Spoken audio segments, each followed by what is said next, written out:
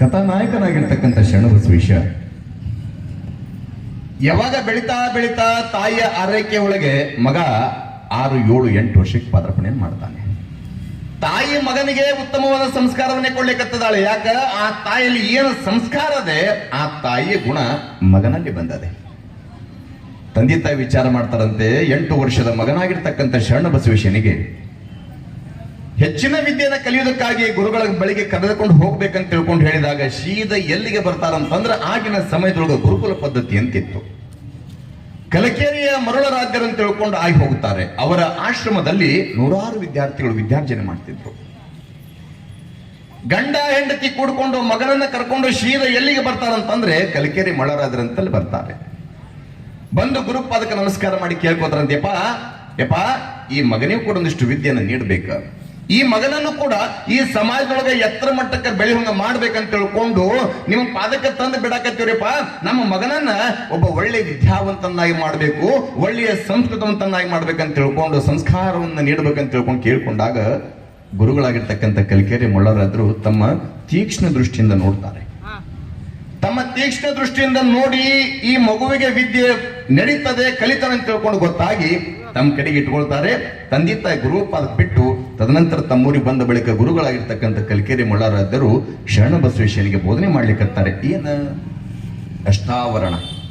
ಅಷ್ಟಾವರಣವೇ ಅಂಗವಾಗಿ, ಪಂಚಾಚಾರವೇ ಪ್ರಾಣವಾಗಿ, ಶತಸ್ಥಲವೇ ಆತ್ಮವಾಗಿ ಬದುಕಬೇಕಂತ ತಿಳ್ಕೊಂಡು ಗುರುಗಳಾಗಿರ್ತಕ್ಕಂಥ ಕಲಕೇರಿಯ ಮರುಳರಾದ್ರೆ ಹೇಳಬೇಕಾದ್ರೆ ಶರಣಬಸವೇಶ ಗುರುಪಾದಕ್ಕೆ ನಮಸ್ಕಾರ ಮಾಡಿ ಬೇಡ್ಕೋತಾರಂತೆ, ಹೇ ಸದ್ಗುರುನಾಥ, ಏನೇ ಬಂದರೂ ಕೂಡ ಎಲ್ಲದಕ್ಕೂ ಕೂಡ ಗುರು ಬಹಳ ದೊಡ್ಡವ ಅಂತ ಕರೀತಾರೆ. ಕಾರಣ ಗುರುವಿನಲ್ಲಿ ಅಂತ ಶಕ್ತಿ ಏನದೆ ಅಂತ ಕೇಳಿದಾಗ ಗುರುಗಳಾಗಿರ್ತಕ್ಕಂಥ ಕಲಿಕೇರಿ ಮಳ್ಳರಾದ್ರೆ ಹೇಳ್ತಾರೆ, ತಾಯಿ ಲಕ್ಷ ಕೊಟ್ಟು ಕೇಳ್ರಿ ಏನು ಅಂತಂದ್ರೆ, ಮ್ಯಾಲ್ ಇದ್ದವನನ್ನ ಕೆಳಗ್ ಕರ್ಕೊಂಡು ಬಂದವನು, ಮ್ಯಾಲಿದ್ದಂತ ನನ್ನ ಕೆಳಗ್ ಕರ್ಕೊಂಡು ಬಂದವ್ರು ಯಾರು ಅಂತಂದ್ರೆ ತಂದೆ ತಾಯಿ.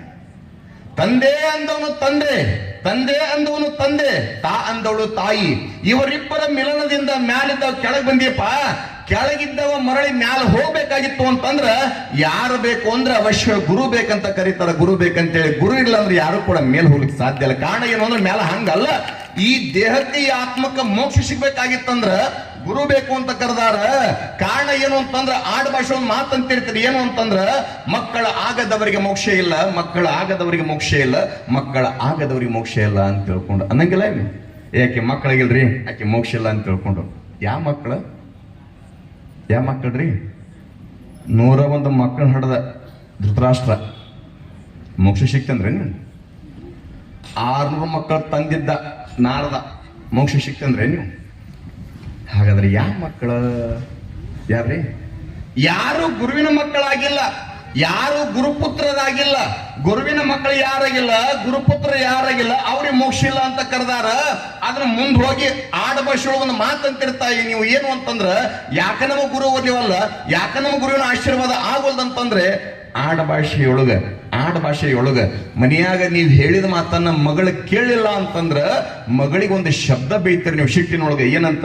ಹಿಡಿಬಿಟ್ಟಿ ಅಂತ ಬೇಂಗಿಲ್ಲ, ಅಯ್ಯೋ ದುರು ನಂಗ್ಲಿ ಮ್ಯಾಲ್ ಕುಂತಿ ಅಂತ ಬೈತಾನೆ, ಇವನ ಅನ್ನಕತ್ತಲ್ಲ, ಇವಂತ ಶಾಸ್ತ್ರ ಏನ್ತಿರಲ್ಲ ಸಜಿಕೋ ನಿಮ್ ಬಾಯ್ ಬರ್ತೈತೆ ಆ ಮಾತು. ನೀವು ಹೇಳಿದ ಮಾತನ್ನ ಮಗಳು ಕೇಳಿಲ್ಲ ಅಂತಂದ್ರ ಸಿಟ್ಟಿನೊಳಗ ಹಡಿಬಿಟ್ಟಿ ಅಂತ ಬೈತಿರ್ಲೇವ. ಆ ಶಬ್ದದ ನಿಜವಾದ ಅರ್ಥ ಏನು ಅಂತಂದ್ರ ಅಡಿ ಬಿಟ್ಟಿ.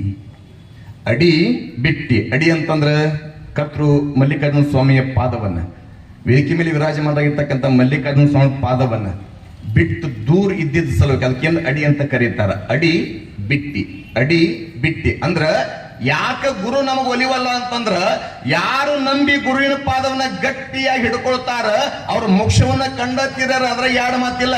ಯಾರು ಗುರುವಿನ ಪಾದವನ್ನ ಬಿಟ್ಟು ದೂರ ಅದಾರ ಅವ್ರಿಗೆ ಅವ್ರು ಏನಂದಾರ ಅಂತಂದ್ರ ಅಡಿ ಬಿಟ್ಟಿ ಅಂತ ಅವ್ರ ಅಂದಾರ. ನಿಮ್ ಭಾಷೆಕ ಇವ ನಾನಂಗಿಲ್ವ ಅದನ್ನ ಅಲ್ಲ. ವಿಚಾರ ಮಾಡ್ರಿ, ಯಾಕ ನಮಗ್ ಗುರು ಒಲಿವಲ್ಲ ಅಂತಂದ್ರ ಗುರುವಿನ ಪಾದವನ್ನ ಗಟ್ಟಿ ಹಿಡ್ಕೊಂಡಿಲ್ಲ, ಹಿಂಗ ಗುರು ನಮಗ್ ಒಲಿವಲ್ಲ. ಆಶ್ಚರ್ಯ ಏನು ಅಂತಂದ್ರೆ ಶರಣಬಸವೇಶ ಗುರುವಿನ ಪಾದವನ್ನು ಗಟ್ಟಿಯಾಗಿ ಹಿಡ್ಕೊಂಡು ಕೇಳ್ತಾನಂತೆಪ್ಪ, ಗುರು ಅಂದ್ರೆ ಏನು, ಲಿಂಗ ಅಂದ್ರೆ ಏನು, ಜಂಗಮ ಅಂದ್ರೇನು, ಪಾದೋದಕ ಪ್ರಸಾದ ವಿಭೂತಿ ರುದ್ರಾಕ್ಷಿ ಮಂತ್ರ ಅಂದ್ರೆ ಏನು ನಾನು ತಿಳಿಸ್ಬೇಕಂತ ಕೇಳಿದಾಗ ಗುರುಗಳಾಗಿರ್ತಕ್ಕಂಥ ಕಲಿಕೇರಿ ಮಳ್ಳರಾದ್ರೆ ಹೇಳ್ತಾರಂತೆ, ತಮ್ಮ ಗುರು ಅಂದ್ರೆ ಬಹಳ ದೊಡ್ಡವ. ಎಷ್ಟು ದೊಡ್ಡವ ಅಂತಂದ್ರ ಮೈಲಾರ ಬಸವಲಿಂಗ ಶಾಂಡ್ ಹೇಳ್ತಾರೆ ಏನಂತಂದ್ರ ಶ್ರೀ ಗುರುವೆ ಸತ್ಕ್ರಿಯಾದ